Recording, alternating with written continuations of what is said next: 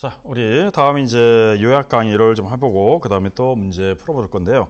우리 요약집에는 12페이지고요. 12페이지에 나와 있는 우리 납세 의무, 성립, 확정, 소멸식이 나오는데 우리 세법에서는 또 이 조세 총론에서는요 자주 나왔던 문제 중에 하나가 성립 시기와 확정 시기와 소멸 시기 최근에도 꾸준하게 나오기 때문에 여러분들이 나름대로 공부해 주셔야 됩니다.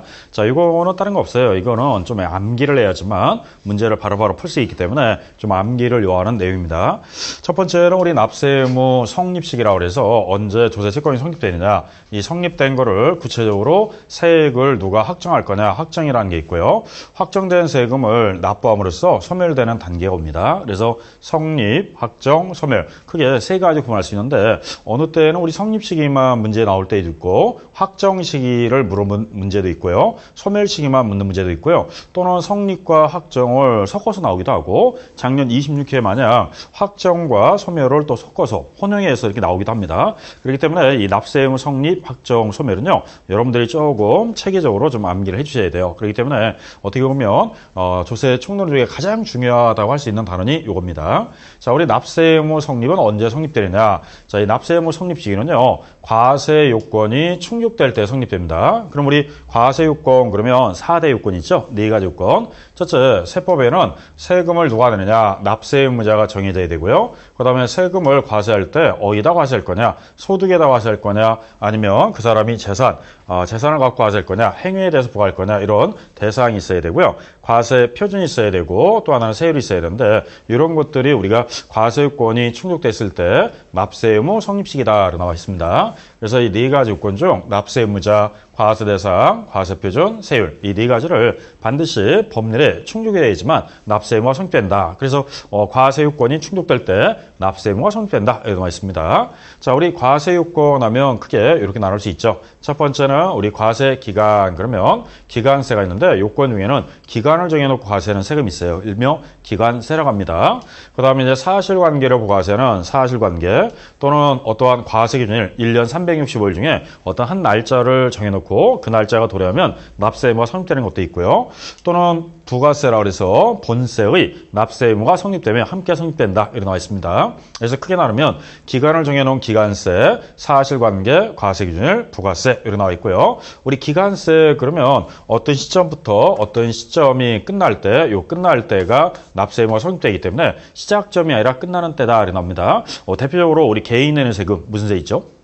소득세, 법인세, 부가세가 나오는데 개인에 대한 소득세, 법인에 대한 법인세, 부가가치세 이 3가지는 기간을 정해놓고 과세한다. 그래서 기간세라고 합니다. 그래서 이 3가지 중에서 소득세가 가장 어떻게 보면 중요한 거죠. 소득세는 소득 얻을 때, 소득이 발생할 때, 소득이 지입될 때 이런 말씀 안 되고요. 소득세는 납세 의무가 성립 시기다. 언제다? 과세 기간이 끝나는 때라고 합니다. 그러면 우리 소득세는 대부분 1월 1일부터 12월 31일까지 1년 주기인데 이 12월 30일 날이 끝날 때 납세 의무가 성립되기 때문에 소득세는 1년치를 더해가지고 한 번에 부과하는 게 특징이에요. 그래서 과세 기간이 끝날 때 이런 말 되지 소득 얻을 때, 소득 지급할 때, 소득이 발생할 때 이런 말씀은 다 틀리는데 왜 자꾸 이 말을 강조하냐면 과거에 그렇게 함정으로 많이 나왔던 게 소득세예요. 그래서 소득세가 가장 여기서는 기간세 중에는 대표적이다 이렇게 생각하면 되고요. 부가세도 우리 15회 때 한번 나왔었는데 부가세도 자주 나오는 건 아닌데 딱 한 번 나왔었습니다. 그래서 부가세도 기간이 끝나는 때 이렇게 나와 있습니다. 자, 우리 사실관계 그러면 어떠한 취득이라는 사실이 있을 때, 등기와 등록이라는 사실이 있을 때, 어떠한 재산을 증여받을 때, 뭔가 사실관계 있을 때 부과하는 세금입니다. 대표적인 세금은 취득할 때 내는 취득세, 등기 등록할 때 내는 등록면허세가 있고요. 상속을 받으면 내는 상속세가 있고 증여받을 때 내는 증여세가 있습니다. 그리고 문서를 작성하면요. 우리 인지세라고 그래서 여러분들이 어떠한 문서를 작성할 때 이때 납세 의무가 성립되는데 이게 한마디로 말하면 뭔가 사실관계가 있을 때 과세는 세금이다 이렇게 나와 있습니다. 그러면 사실상 여러분들이 취득도 안 했는데 취득세 내라 그러진 않습니다. 그리고 여러분들이 문서도 작성 안 했는데 인지세 내라 그럴 리는 없죠. 그래서 어떠한 사실관계가 있을 때 부과하는 세금이다. 취득세, 등록면허세, 상호세, 증여세, 인지세는 사실관계를 보고 과세한다 이렇게 나와 있습니다. 우리 과세기준일, 우리 과세기준이 매년 몇 월 며칠짜리 있죠?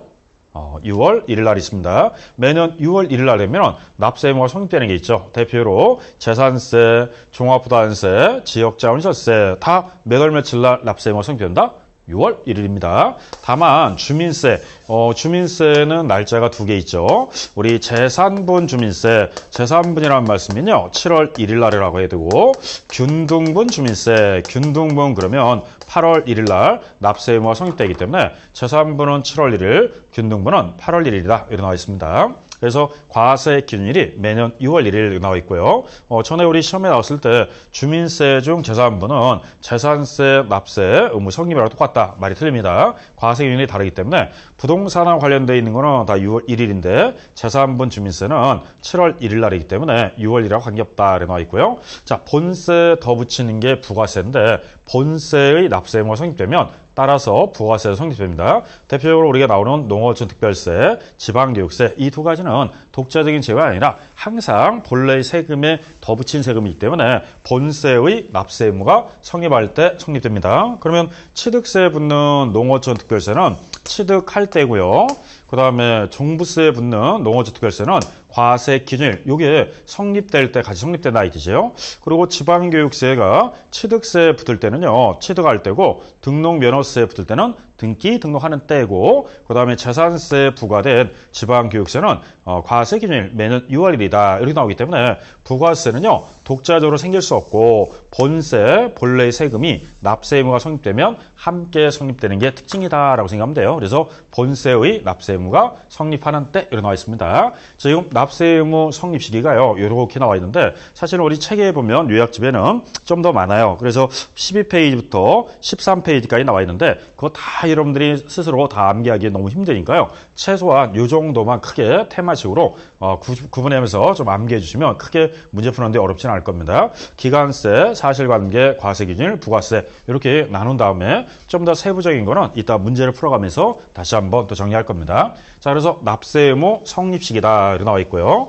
자, 이 성립된 거를 이제 구체적으로 누가 정하느냐, 그 확정식인데 자, 이 과세권자가 정하느냐 아니면 납세자가 정하느냐 이것도 두 가지 있는데 우리 세금을 확정하려면 과세표준에다가 법에 정한 세율을 곱하면 세금에 대한 산출세액이 나오는데 그 산출세액을 누가 정하느냐 이겁니다.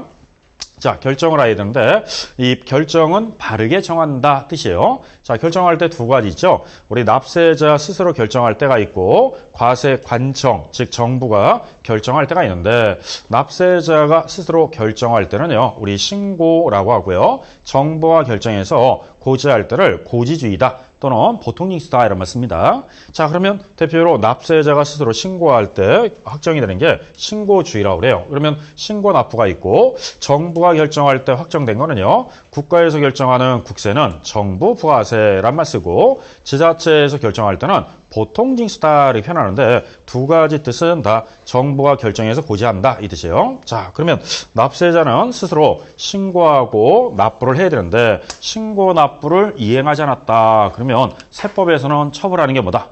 앞에서 배웠죠. 가산세라는 걸 부과합니다. 그래서 신고하고 납부할 의무가 있는데 신고 납부를 이행하지 않으면 가산세라고 하고요. 자, 정부에서 결정해서 고지했는데 고지한 날짜에 세금을 납부하지 않았다 그러면 가산금 제도라고 합니다. 그래서 정부에서 결정할 때 가산금, 그 다음에 납세자가 스스로 신고하고 납부를 안 했을 때는 가산세라고 나오고 있고요. 자, 가산세 대표적인 게 신고 납부인데 이 신고 납부를 안 할 때는 납세자가 결정을 안 하고 스스로 신고도 안 하고 결정할 때 누락 신고하고 엉터리 신고하고 또는 부정하게 신고하고 이러면요. 다 원인에 따라 가산세 있다. 우리 앞에서 배울 때 가산세는 무신고자는 20%, 과소신고자는 10%, 부정신고자는 40% 이렇게 납세자의 결정 방법에 따라 신고 납부를 해야 되는데 이행하지 않으면 가산세가 있다라고 나옵니다. 자, 가산세는요, 대표적인 세목은 이런 게 있죠. 우리 신고 납부에는 취득세, 취득할 때 우리가 신고해야 되고요. 등록할 때 등록면허세 신고해야 되고, 양도세는 양도라면 예정신고, 확정신고를 해야 되기 때문에 신고해야 됩니다. 종합소득세는 확정신고만 있죠. 5월 달에 확정신고해야 되고, 부가세는 1년에 2번 신고해야 되고, 예정신고 2번, 확정신고 2번 하면 총 4번 신고하겠네요. 그 다음에 법인세도 법인도 6개월 또는 1년 중에 선택에 따라서 6개월 과세기간, 1년 과세기간 들어 신고합니다. 자, 이와 같은 세금은요, 납세자 스스로 뭐 개인이든 법인이든 단체든 스스로 결정한 세액을 신고해야지 과세권자가 결정하는 거 아니다 이렇게 생각하면 돼요. 그리고 정부가 결정할 때 고지하는 게 있는데 정부에 고지하는 건 대표로 종합부동산세가 있습니다. 종합부동산세는 요거는 정부가 결정하는 게 원칙이죠. 대신 납세자가 이의가 있다 그러면 신고 납부를 선택할 수 있어요. 그러면 종합부동산세는 원칙은 정부가 결정해서 고지하는 게 원칙이다. 다만 고지받은 사람 중에 본인이 스스로 신고하겠습니다. 그러면 선택을 주는데 종합부동산세는 신고 납부가 예외다. 그래서 가면 돼요. 원칙은 결정입니다. 정부가 대신 고지했는데 이의가 있다. 그러면 납세자가 스스로 신고할 수 있다. 나와 있고요. 자, 그다음에 상속세 증여세는 반대로 처음에는 상속세 증여세를 납세자가 신고하고요. 납부를 하셔야 돼요. 그리고 이제 세무서에다가 신고해 놓으면 세무서장이 최종 결정하는데 6개월 안에 3개월 안에 다시 결정합니다. 그러면 확정이 되기 때문에 이 결정은 세무서장이 결정해서 확정이 돼야 된다. 여기 나와 있습니다. 납세 의무자가 신고하고 납부할 때 확정되는 건 아니고요. 세무서장이 최종 결정한다. 여기 나와 있습니다. 그래서 이게 좀 헷갈릴 건데 자, 일단은 국세인 정부부가세는 종합부동산세는 원칙은 처음부터 정부가 결정한다. 대신 선택권을 주겠다. 신고 납부는 예외다. 대신 상호세와 증여세는요. 원칙은 신고 납부를 해야 되는데 신고 납부가 있다고 해서 세액이 결정되는 건 아니고요. 세무서장이 최종 확정을 해야지만 결정이 된다. 이렇게 나와 있습니다.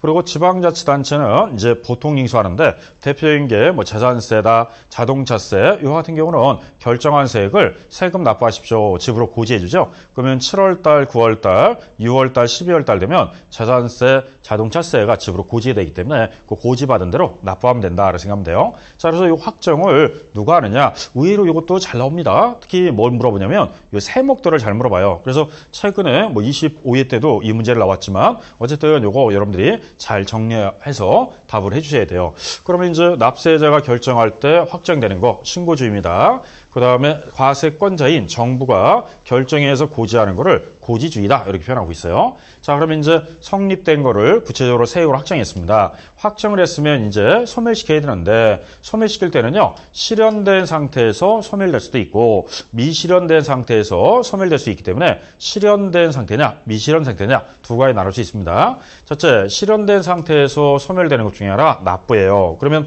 스스로 신고하고 납부하든 고지받아서 납부하면 소멸되죠. 그럼 이거 납부는요. 실현된 상태에서 여러분들이 금전 납부가 원칙이지만 예외. 아까 우리 물납도 허용되죠. 대표적인 게 두 가지. 뭐하고 뭐는 물납된다?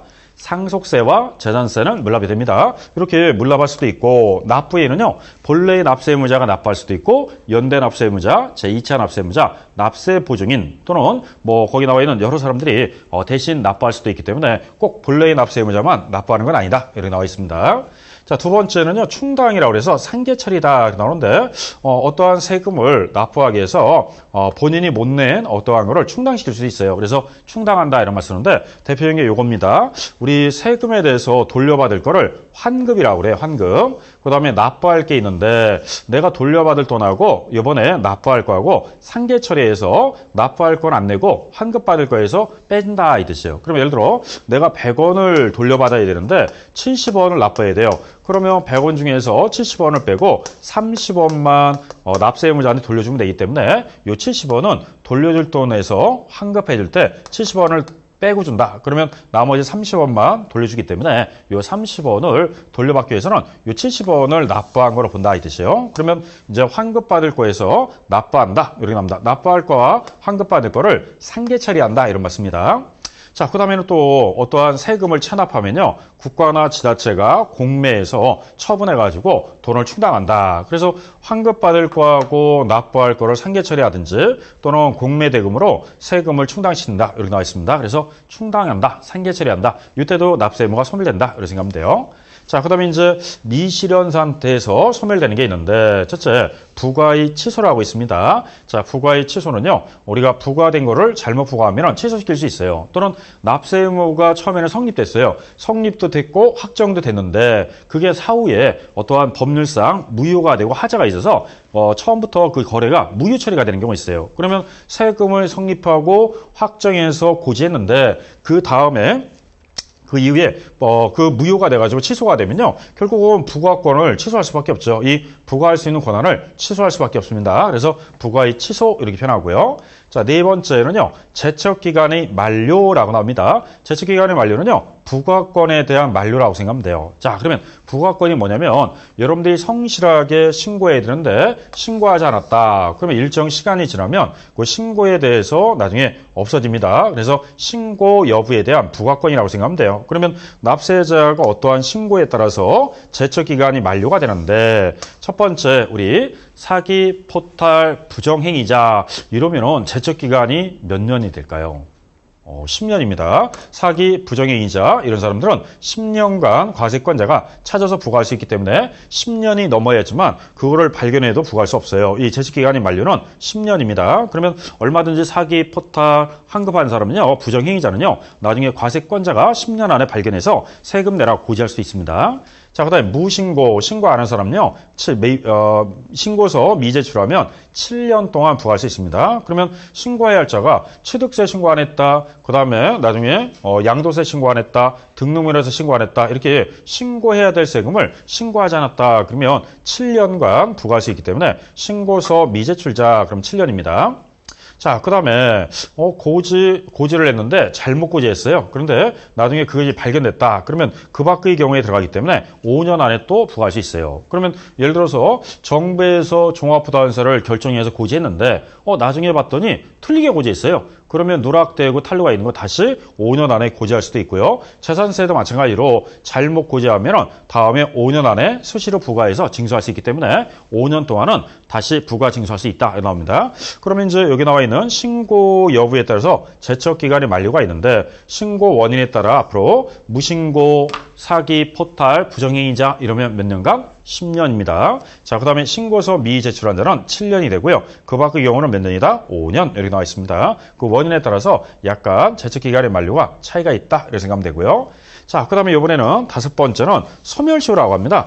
어떠한 세금에 대해서 소멸시키는 건데, 요거는 징수권에 대한 소멸시효예요. 징수권에 대한 소멸시효는요, 납부 여부를 제대로 했느냐 이거 조사하는 겁니다. 그러면 이제 납세자가 신고하고 납부했고 고지받아서 납부를 해야 되는데 지정된 날짜에 납부를 안 한다든지 또는 본인이 기한 내에 납부하지 않았다. 그럼 소멸시효가 있는데, 징수권에 대한 소멸시효는요, 5년을 원칙으로 합니다. 다만 5억 원 이상 국세는 10년간 징수할 수 있다. 징수는 걷어들인다 이 뜻이에요. 그러면 이제 요 신고 납부와 신고와 여부를, 납부 여부를 사후 관리하겠다 이 뜻이에요. 그러면 신고 안 하는 사람은 과세권자가 이 기간 내에 세금을 결정해서 부과하고, 그 다음에 징수권에 대한 납부 여부는 납부하지 않으면 5년 안에 걷어들이겠다. 또는 5억 원 이상인 국세는 10년간 걷어들일 수 있다. 걷어들인다는 건 징수하겠다 이런 뜻이에요. 이렇게 납세자가 신고해놓고 신고 안 한다든지 또 신고해놓고 납부를 안 한다. 그러면 이렇게 소멸시효가 돼서 사후 관리하겠다 이렇게 나와 있습니다.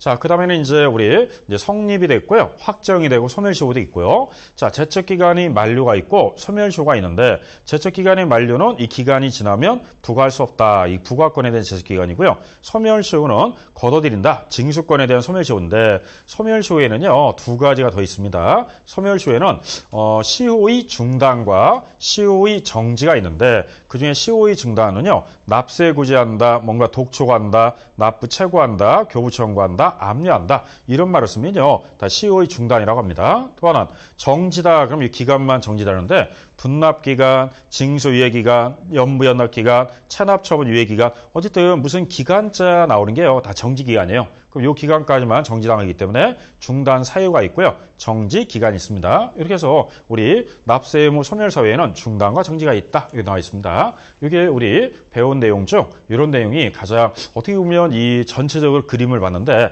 가장 어려운 단어 중에 하나예요. 왜냐, 이거 전체적으로 여러분들이 숙지를 하셔야 되기 때문에 좀 어떻게 보면 어려운 것 중에 하나고요. 이게 좀 암기를 좀 하셔야지만 바로바로 문제 풀 수 있고요. 조금 이해를 해야지만 또 문제도 잘 풀립니다. 그래서 이 내용을 여러분들이 잘 정리해 주셔야 되고요. 어쨌든 이게 가장 우리 시험에 요즘에 가장 잘 나왔던 것 중에 하나입니다. 핫한 거니까 요거는 여러분들이 꼭 받으십시오. 자, 그 다음에 우리 또 하나는 요걸 배울 건데요. 여기 집이 있습니다. 집이 있는데 갑 소유자가 이 집을 담보로 은행에서 대출을 받았다 합시다. 그러면 은행에서 뭐 설정하느냐? 저당권 설정합니다. 그리고 을이라는 사람한테 전세 주면은 을이라는 사람이 전세권 설정한다든지 또는 갑이 전세권 설정해 주지 않으면은 확정일자나 주민등록 전입을 받겠죠. 그러면 대항력 때문에 전세권 설정한다든지 확정일자 주민등록 전입을 합니다. 자, 그다음에 이제 국세 및 지방세를 체납했고요. 공과금을 체납했다. 이렇게 되면요. 이런 채권자들이 이 집을 뭐 한다?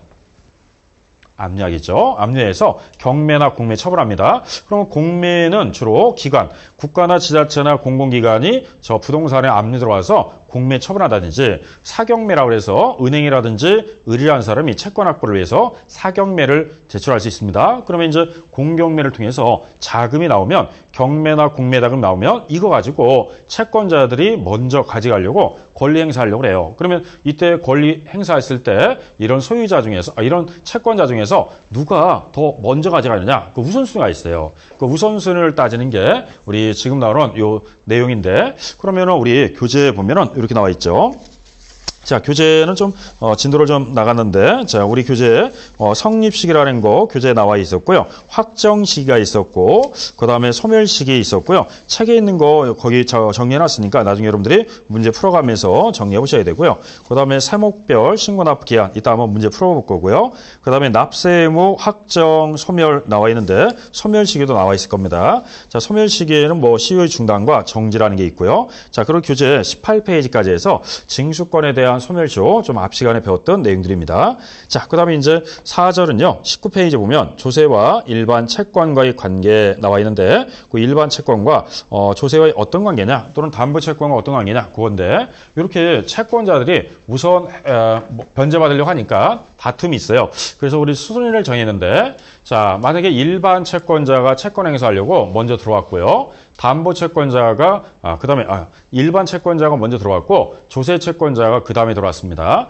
우리 조세에는 크게 나누면요. 국세가 있고 지방세가 있는데 조세는 일반 채권자보다 항상 우선하는 권리를 가진다. 이렇게 나와 있습니다. 조세 채권에는 다시 국가와 지자체가 부과하는 국세와 지방세가 있고요. 국세와 지방세는 항상 동순위이기 때문에 먼저 집행자가 우선권을 갖는다. 즉 변제를 먼저 가져간다 이 뜻이에요. 그런데 일반 채권과 조세 채권은요. 우선순위에 따질 필요 없어요. 항상 조세 채권이 우선이니까 시험제도 일반 채권과 조세 채권이 다툼이 있으면 누가 우선이냐 이런 거 문제 나는 적이 없습니다. 자, 그럼 어떤 거가 되느냐? 주로 담보채권하고 경합됐을 텐데 담보채권이 이렇게 있습니다. 세 가지인데 저당권, 전세권, 질권 이 세 가지를 우리는 담보채권이라고 합니다. 그 다음에 이제 조세채권이 그 뒤늦게 들어왔다. 그러면 담보채권하고 조세채권이 경합이 되면 누가 우선권이 있냐? 담보채권이 우선입니다. 왜냐하면 조세채권 전에 담보채권이 먼저 집행이 돼 있으면 저당권자, 전세권자, 질권자는 조세보다 앞서서 담보채권을 행사할 수 있기 때문에 담보채권자가 이때는 우선권이 돼요. 다만 이 조세채권에는 우리 조세채권은 담보채권 이후에 설정됐으니까 조세채권은 담보채권보다 밀린 겁니다. 그래서 우선권이 되지 않고요. 대신 조세채권 다음에 담보채권이 혹 들어왔다. 그럼 담보채권이 뒤로 와 있다면 이때는 당연히 조세채권이 먼저 됩니다. 그래서 이 조세채권은 담보채권과 선후를 가지고 따져서 먼저 집행자가 우선권이 있다고 생각하면 돼요. 자, 그리고 조세채권에는요, 당해세라고 해서 이 당해세는 일명 재산과 관계 있다 그래서 재산 당해세인데 재산 당해세는 담보채권 선호와 관계없이 항상 우선하는 권리를 가지기 때문에 당해세인 재산세가 우선권이 있다고 생각하면 돼요. 자, 대표적인 세목은요, 국세와 지방세가 있는데 국세 당해세 대표적인 거 뭐냐? 종합부담세, 상속세, 증여세는 재산 자체에 붙는 세금이기 때문에 항상 우선하는 권리가 된다. 이렇게 나와 있습니다. 자, 그 다음에 지방세는요. 대표로 재산세가 당해세고요. 재산세, 그 다음에 자동차세, 또 하나는 지역자원시설세, 특정 부동산 이와 같은 경우는 재산 자체에 붙는 세금이기 때문에 항상 우선하는 권리를 가진다. 이렇게 나와 있습니다. 그리고 재산세, 자동차세, 지역자원시설 외에 또 뭐가 있냐면 부가세라고 그래서요. 종합부동산세에 붙는 농어촌 특별세, 그 다음에 자산세, 자동차세에 붙는 지방교육세가 있는데 이러한 세금은요 부가세라고 해서 항상 같이 움직인다 생각하면 돼요. 그러면 본세가 우선권이기 때문에 요 부가세도 우선권을 주겠다. 그러면 부가세는 독자적으로 본세에 붙는 세금이기 때문에 독자적으로 생길 수 없기 때문에 본세를 체납했다는 거는요 부가세도 체납했기 때문에 종합부담세를 우선권 주면 당연히 부가세인 농어촌 특별세도 우선권이 되고 자산세나 자동차세에 더 붙은 지방교육세도 우선권이 된다. 여기 나와 있습니다. 우선은 권리를 가지는데 이것도 가끔 우리 시험에 잘 나오기 때문에 이 내용도 여러분들이 나름대로 숙지하셔야 돼요. 이것도 총 3번 나왔죠. 그래서 12회 때, 19회 때, 22회 때 총 3번 나왔기 때문에 자주 나왔던 문제 중에 하나입니다. 그러면 이제 이것도 올해 27회 때 또 나올 수 있죠. 왜냐면 22회 때 나오고 계속 또 한동안 안 나왔으니까 이것도 나름대로 관심을 가지셔야 됩니다.